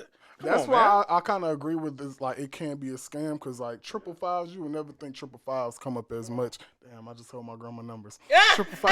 I will be. Hey, grandma. That's just one set out of like 5. 555s are going. That's my favorite number too. So shout out to grandma. Crazy. Is that your angel number? You know how they got 111, 222. Mine is like 333. I'm always seeing. Mine's I don't know. 777. I looked it up recently too. I forget. I thought you meant like. I think mine's like. I don't know. I always see my birthday, 706. But my numbers are actually pretty accurate. That's really dope as shit though. Yeah. And I just looked up recently. I just forgot what it was. Yeah. What's that next? All right, so we got the next one. This one kind of crazy, but I love crazy. Would you rather have all dogs or all birds attack you every time you see them? Oh shit. I don't fuck I'm gonna with say dogs. the birds. I can hop in a car. Yeah. Okay, like what? I mean, you got me in the car with a dog then. Nah, but you gotta get to that car You first. gotta get to Exactly. And You can die we from a already had dog. something. We already had a dog chasing us. Before y'all sign up for this, let me tell you That's something. hellfire. You know what's crazy? When we say all birds, now I'm thinking about fucking eagles and shit. And them shit's as big And as fuck. buzzards. Crows. Yeah. But I Now don't like listen, dogs though. I falcons. can't fuck with. That's what I'm saying. Now listen. A dog can't fucking fly. You feel what I'm saying? When comes flight, comes speed, velocity. Yeah. You understand me? True. Dogs Just low have center an gravity. umbrella. You can have an umbrella. Now, everywhere when you go. say all, Oh, how many are we talking about? that's what I'm here? saying. Oh, they just come at you. You mean like I'm if it's- surrounded? Like When if you it's step just out the door. Whew. So now, Is what kind of dogs are we it talking the about? dogs that Dogs, you see? period, In general. nigga. Just Just dogs. like dog- You that could be you see. walking. Well, I know a dog will kill you quicker than a bird will. Yeah. Yeah. I might have to go with the bird.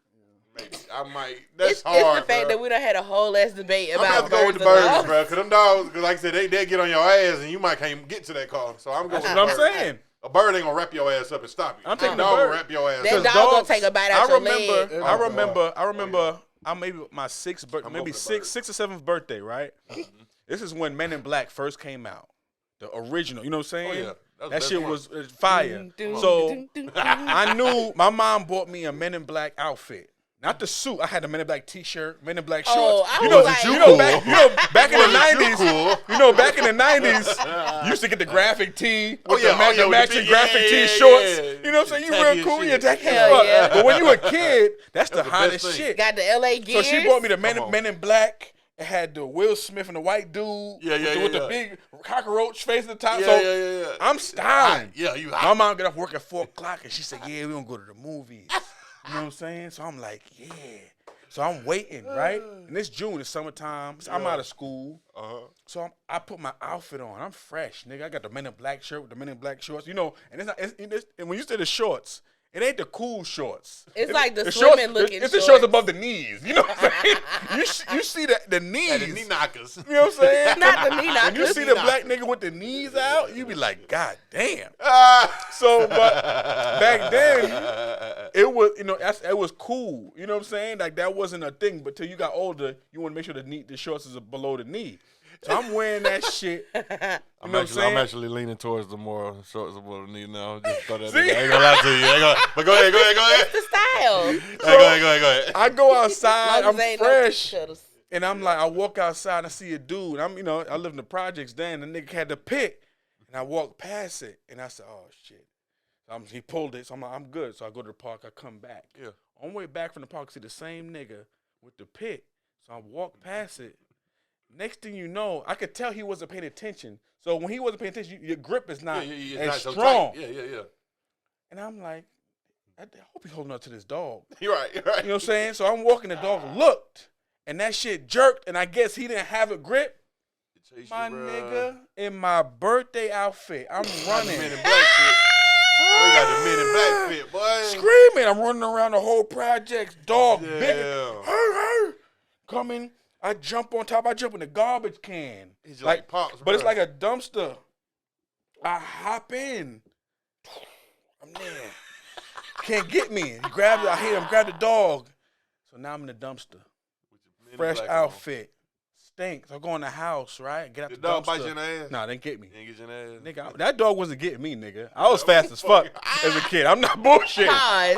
I'm fast as fuck. Barry will push you the fuck out the way if a dog is nigga? coming. It's you and Because me. he did it to me. He did it. He pushed me out the way. He pushed me out the way. That's not. Let him explain. Let him Listen, explain. Fuck that. No, explain. Jasmine. Let This him is what explain. happened.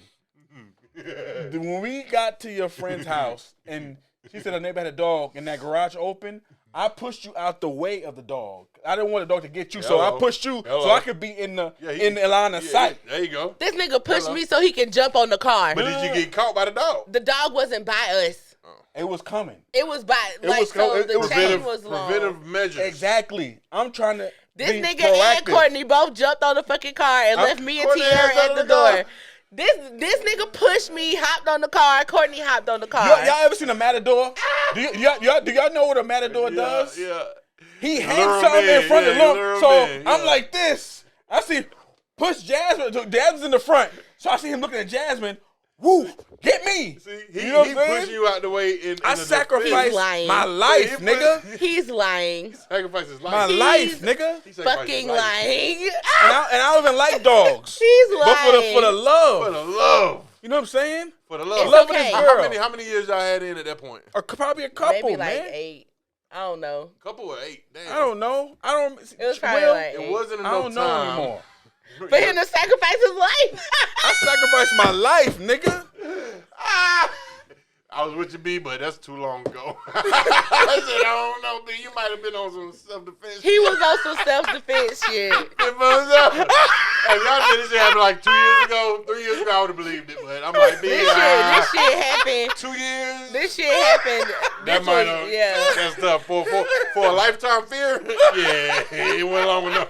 All right. If I'm scared of something you for my whole life, You see, 2 years you ago, gotta go. I can love the hell out of these jabs. If I'm Listen. scared of something my whole life, 2 years ain't enough. But it's not even, it's literally self-preservation This is what it because is. It's first instinct. I swear to God, like when I had went to the club with my sisters, it was the first time we could ever go to the club together, and I was like, I ain't never going to no clubs like 18 and up. Yeah. So we went to an 18 and up club, the Ritz. Oh, yeah, I remember them days. They fucked around and got the shooting in there, Oh, yeah. and it was like, pow, pow, pow. I My feel like I first, was with y'all that day. you were, because I feel Kim like I was with y'all. us. Yeah, I was with y'all. So they got, but y'all was on the other side of the club at the time. So they got the shooting in there, I pow, remember pow, that. pow. First thing I did was take off towards the door. Yeah. And then I'm like, I had maybe took like 5 steps and I was like, oh shit, my sister. So then I went natural back. instinct, yeah. But she was right behind me, Yeah. thankfully. So But your natural my instinct natural was to instinct get was the to phone. go. Yeah, not So thinking about I nothing get else. it. I'm not faulting you. I'm just She saying. just talking shit. This Nigga pushed me out of the way, and I want y'all to know that. I'm just telling you. I'm So just he telling can you. hop on the car. Hey, disclaimer, it was still early in the Yes, relationship. He ain't know I he got you, liked B. me. I'm telling you what I remember Yeah. went down. This is what my That's his intention recollection. was. Y'all, he You know done what I'm saying? added some shit. He acted like he was like, The nigga, I Staring down remember. his dog. You know what I'm saying? A matador move. I said, Yeah, he seen all that. get out the the way. matador move was him Move, Jasmine. pushing me So he could so he focus can on hop me. on the car. That's what I Him thought and I Courtney. did. Him and Courtney hopped on the car while Tierra was trying to open the door. Funny. Did you survive? Did you live? Yeah, because the dog didn't come Dog over didn't there. get- See, imagine It if I. didn't even get But to you. imagine if I If you didn't do did that. it, That maybe the dog would've the got alternate timeline to this story. Yeah. You was bit, nigga. Come on. And I was bit Come on, because somebody. this nigga Come on. was on the car and not saving me. But it Come on, didn't somebody. happen. But it didn't happen. Exactly. I changed the future. Well, He curved the possibilities. You know what I'm saying? before we get out of here, I cheated. Oh, did y'all death. say I the cheated death for dog, you. birds or dogs? oh, I said birds. I said birds. Birds. Everybody say birds. I feel birds. Yeah. What about you, Tay? Yeah, birds. Yeah, bird from Yeah, Yeah, because birds. birds, I mean, I can swat a bird. I can go to the car. I can go back in. Like I said, a bird ain't tackling me like. Yeah, a bird ain't vicious. It ain't got rabies to like bite Oh, we me don't and know kill that. me. Well, I mean, That motherfucker might have some different I'm kind of thinking rabies that we Cujo. don't When know I'm about. thinking dog, Foam I'm at the thinking mouth. Cujo. Like, and I'm like, whoo, let me get in this house. I gotta go. For sure. But before we get out of here, we have to talk about my love-hate relationship with your beard. Because I know it's going to be something I that knew that people was are going to coming. talk about. How can you not love this Guys, ladies, we gonna do a poll. Beard or no beard? Please do. Dread beard or no beard? And are we doing this poll with just men in generic or beard or no beard on me? How are we doing this poll? Let's say, really you, because I mean, you're the only person that I know that's got a dread beard. For sure. So we'll do beard or no beard on Suumo. My nigga, your beard got recognized on some type of beard website. Yeah. I'm famous. I'm just real modest. I'm very humble. You know what I'm saying? I'm humble. This beard has been like... It's been everywhere, bro. This nigga did a whole review. Yeah. He did a whole beard review. I don't know this guy from nowhere. This nigga got a lot of views on this shit. He did a beard review on my beard. He walked through my whole Instagram and seen the journey from when this shit was small to through the breakage and all of that shit. And he broke down my whole beard, y'all. Like, it looks a lot better now. Oh, absolutely. A lot more presentable. The struggle was real, y'all. But we always down for that building foundation shit. You know what I'm saying? But I literally hated every moment of it. You still hate it, Josh? I mean, it's not bad. It's you now. So you don't hate it? I can't see the nigga without the beard. Ain't see it without it, right? No. How would I do? Like, you probably wouldn't even respect me the same way. Man, you probably like, nigga, go on with your smooth face ass. I respect him now more because he was like, fuck you and your opinion. I'm keeping this goddamn beard. Hey, this beard, and that's why I want people to understand, like, this beard helped me get over insecurities. Yes. This beard helped me understand people more. Yes. People don't know what the fuck they like and don't like until you show them what the hell they like. And it's weird as fuck, but I seen that with my beard. Like, a lot of people that did not like this beard go, okay, I see where you was going with Ladies it. love Suumo's Ladies beard. love the beard, man. You know what I'm saying? I don't want to come off as khaki, but you know what I'm saying? It's the reason why I'm still here, baby. But yeah, for sure. The journey's been real with this beard. Yes. Absolutely.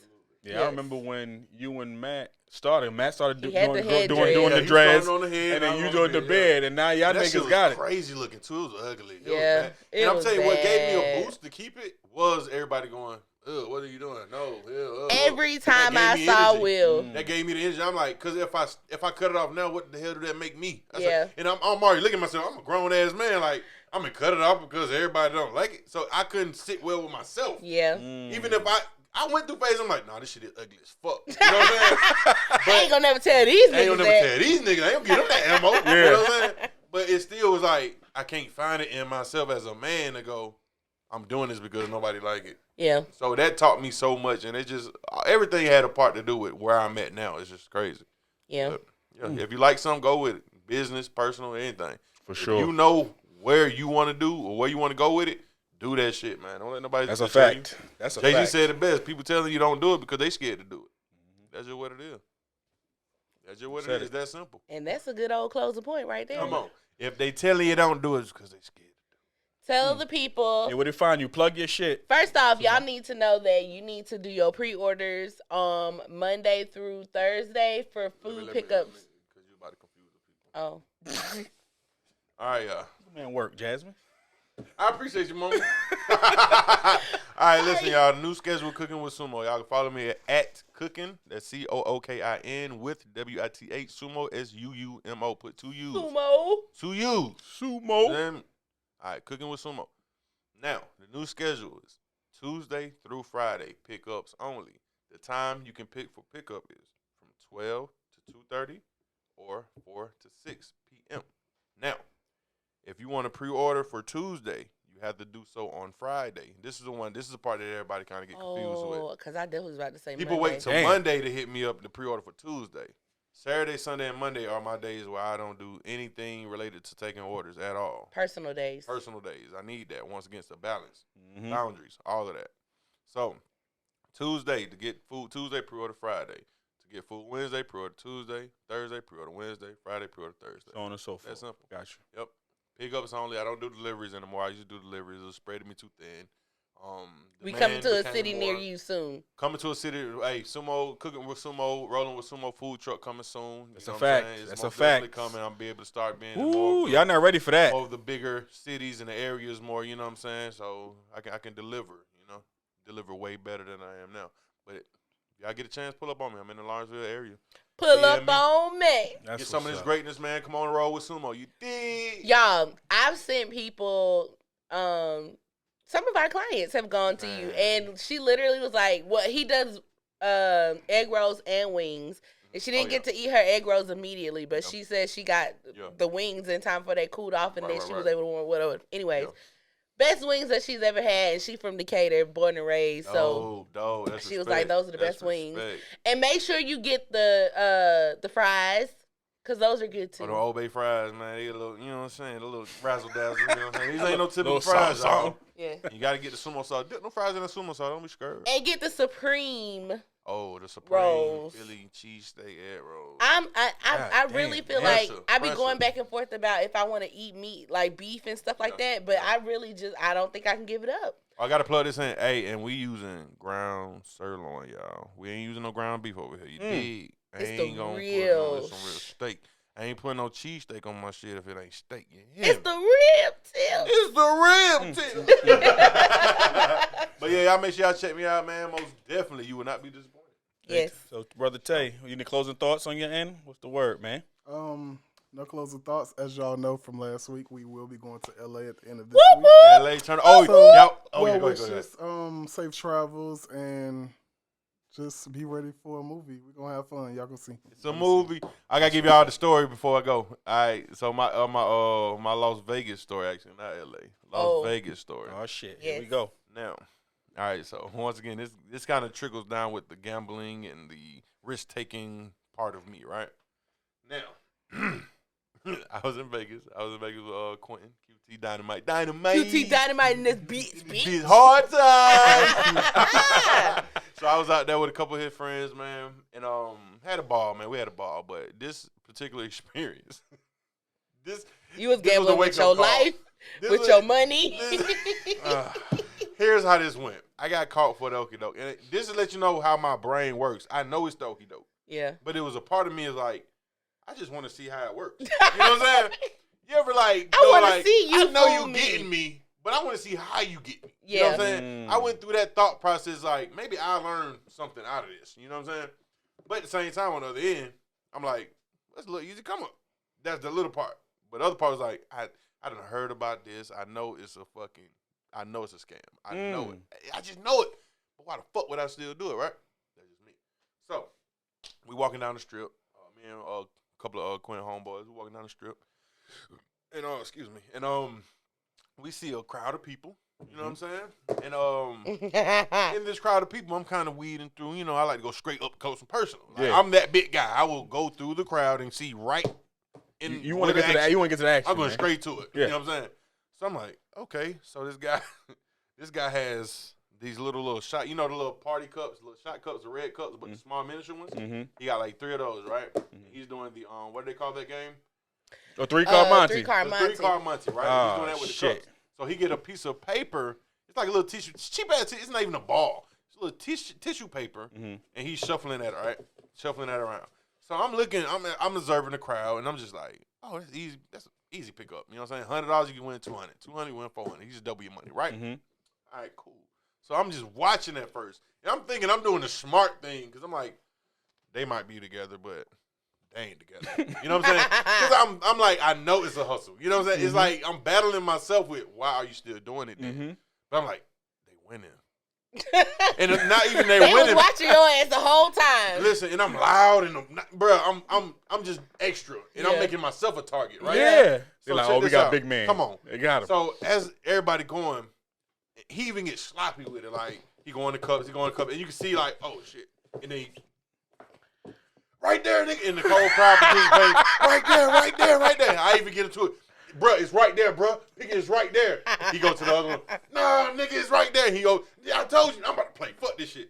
So it get to that part. Yeah. I done called the shit out 3 times back to back. Right there. I said, I'm ready. I handed him my 200. No, it ain't even to hand him the money. Wait, what? Did you? Check this out. Listen. 200. Check this out. It gets worse. Check this out, B. He do his thing. He go, all right, pick. He don't get no money until you first person he called. So everybody go, all right, I got it. Then he go, okay, you. Which one do? Then you hand him the money, and then you hand him the money, and then you tell him which one to flip over. You flip the shit over, you get it. Now, in this aspect of the story, I seen this motherfucking tissue paper, y'all. Like I seen it with my own eyes. I don't know what kind of magician this nigga is. I've never seen a nigga do this shit so unprofessionally. Where it's like, y'all, I kid you not, no cap. The shit was so obvious. Like, he wasn't like, he was just so, like, the nigga must have had a hole at the bottom of the table or some shit. Because I fucked up and I didn't flip the other ones over. Yeah. So I don't know if the shit wasn't even on there at all. Right. You feel me? Oh, no. So I go, right there. No, before I even say it's right there, the whole crowd going, the middle, it's the middle. It's the, everybody in the crowd going, it's the middle. And I'm like, I seen that shit right there. I'm like, I ain't falling for that shit. Y'all work. Now I'm like, everybody working with this nigga, right? Bruh, I flipped the one I picked over. It was nothing. It's in the fucking middle. Oh, shit. Now I'm like, okay, y'all working with me. I fucked up right now. This is how he got me. Redeem myself. And y'all know how I ain't about to just like, you ain't about to catch me like that now. Come on, bro. I got to redeem myself. They with me. He They said they with me. me. So check this out. So when that happened, I'm like, okay, everybody in the crowd said the middle. Everybody ain't with this nigga. Everybody seen that shit. How the fuck didn't I see it? Now I'm battling with myself like, what the fuck going on? Oh, hell no. So I go back. I'm bringing 400. Nigga, I'm trying to get my $200 loss and some. Now, mind you, I'm very responsible with my money. Let me put this disclaimer out there. I'm very Which is responsible. why my mouth is wide open. Because I'm like, I'm what? very responsible. I'm very frugal with my money. So I came out there with the idea of I'm going to run through a set amount of money in casino, gambling, just for the experience because I've never been to Vegas. So that's that money, right? So that money is expected to be gambled with. All right, put that out there. Now, mind you, this is the second day we there. We was there for 4 days. So I'm gambling with my whole, like, fun money You're experience. gambling fun. On the second day. Not even in the casino. Not even in the casino. You on the street? Not even in the casino. Come on. In the fucking So now, streets. I go back. I run to the ATM. Grab 400 out. Hell no, I'm confident as hell. So too, that's like, $600 at this point. at this point. So I go back. I'm like, all right, hell no. So I stop. I watch. The same thing. Maybe How I long missed you something. think? I watched 5 games this time. 5 different people. 3 people won, 2 people lost. All right? Different people. I even see this guy come in. It's a black guy. And I know this nigga ain't get no pussy that night. There's a black guy and his woman. Listen, let me tell you. Black guy and his woman, big black dude. He come in. He doing kind of how I was at first, just kind of watching, like, okay. And then he hit the point where it's like, I think I got it. I got it. Bet. So, of course, the guy go, yeah, what you got, big man? He get the wrong one. The $100. Okay, cool. So he go, hold on. His wife, his girl, whoever the lady, come on, nope, time to go. Mm-hmm. He go, man, it's my damn money. Here that you talk. Here Like, we he turned go. to an animal. Here we go. That's Instantly. it. He turned to an animal. And she's telling him, It's about nigga, time to let's leave. go, you dumb motherfucker. He's Yep. like, let's go. Got him. This nigga go back for the 200. Got him. Got caught quick. Like, he didn't think about it. He didn't even hear what the audience had to say. Like, so I watched that shit. I was just like, damn, like, this shit real, bro. Niggas losing families over this shit. Nigga. But at this time, I already took the money out of ATM, so I was like, fuck it. so Instead of let's keep the money in the pocket. That was God showing me, my nigga, don't be him. You know what I'm saying? Because he literally came in with 100, lost, he came in with 200. So you saw the message. I seen every message you can think of. God told you to walk away. You ain't listen. So he said, "Oh, I'm gonna take this." And my mind was like, I'm gonna lose this money either way. Like, that's my mind, because I'm like, I'm not gonna win in the casino. I'm already thinking once again, I'm thinking the worst. You right? thinking the worst? So I'm like, what? I'm not gonna feel sorry about this shit, right? I'm psyching myself out because I really want to win. So you think you got a better chance on the street? At that moment, I did. At that moment, y'all, I did. I honestly thought, like, I have a chance. You know what I'm saying? I have a chance. So now, like I said, I don't watch 5 games go, and I'm still loud and shit. I'm calling everybody else shit out. I'm like, this nigga about to make a spectacle out of me. You know what I'm saying? Because literally, I'm calling everybody else shit. Like, pick that one. You know what I'm saying? Some people picking it and winning. Like I said, I seen 3 people win. And they won off of shits that I picked. I'm like, I'm picking shit and they winning. So why the fuck? But they took their money and bounced. They took their money and stayed, but they didn't go anymore. They just stayed and watched. Mm-hmm. So they was with it get to the come on, man. So it get to the my point. I'm just like, okay, I got 400 on me right now. I said I gotta pay. It's like I'm doing a lottery pick. Like I gotta wait for this shit. Yeah. So I felt like it was the right time, y'all. And it was so obvious. Once again, he hit it, and a little piece of the tissue paper kind of didn't go under, so he had to kind of, oh, shit. had your ass, nigga. You know what it was? When the tissue paper didn't go under, he snatched it out and put it in the other Whatever way. the fuck it was, it happened. And let me tell y'all something. This shit was a public humiliation. It was a lesson. Let me tell y'all something. Everybody going, the one on the right, the one on the right. I'm like, nah, I seen that shit on the left. I seen it on the fucking left. But I remembered the first time. They was right. I was wrong. So you went with the crowd. I went with the crowd and fucking lost, and it was the one that I picked in my brain. Oh, shit. That was my moment. You held your head low. I said I would have felt better losing that money going with my choice. Yeah. Than going with their the crowd choice. And everybody was like, oh, damn. Like, damn, we thought it was over here. We thought it was over here. So a part of me didn't feel too bad. I'm like, well, at least everybody was wrong. Because everybody thought. But then the inside was like, you dumb motherfucker. You could have won your money back. Go with your shit. Yeah. But then the other part is like, nigga, you wouldn't have won even if you would have picked that shit. You got 2 lessons in that. Oh boy, that was a big lesson. And then I made myself okay with it. Here go. Now, so after that game, right, the nigga, I swear to God, y'all could not make this shit up. Within 30 seconds after that game, because it started getting real, like, crowded, rowdy at that point, right? Because it was a guy that came after me. Yeah. Within 15 seconds of him going, total of 30 seconds. 15 seconds he going, he lost. He like, hold on, right? You move that shit too fast. The dude literally, within 15 seconds after that dude energy was there, yeah, that nigga packed up his shit. I turned around this way. When I came, that nigga was gone. Swear to God, bro. Like, there's a little short, dark-skinned dude, and this nigga had a table no bigger than, actually probably about half of this size. Half of this table. To this day, I'm like, to this day, where did he go? To this day. And then all the people that was there, everybody just slowly started dispersing. You know what I'm saying? It was a little alley on the side of it, and I'm looking down there like, where did he go? Did he hop in the car that was right here in front of me or something? Like, it was magic, but it was a lesson, man. And I learned it like, just hey, moral of the story. Don't fuck with them street motherfuckers. That be, that's a fact. Don't. That's a big lesson. No. But I made myself at peace with it. I was like, well, at least I gave it to a black brother. Listen, at least we support black business. Support black business even if you don't want to. At the end of the day, support the black business. Story. But on that note, everybody, man, we appreciate y'all for listening, man. We appreciate you for coming through. I appreciate being our first guest. Absolutely. Popping our cherry. We're going to keep it going. Hey, they're going to love me after this. Like, subscribe, all that good stuff, man. Send them questions. And if you're interested to come on the show, hit us up. Let us know. You know what I'm saying? And we'll work something out. But, till next time, appreciate y'all. Peace. Later.